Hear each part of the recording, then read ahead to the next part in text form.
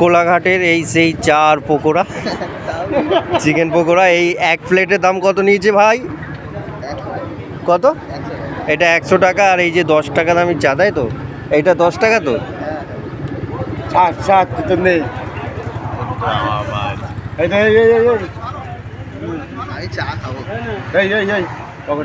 নে নে নে নে, দে জলটা দে।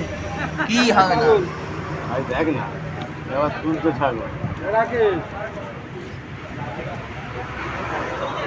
এটা আমার দিকে তাকিয়ে আছে।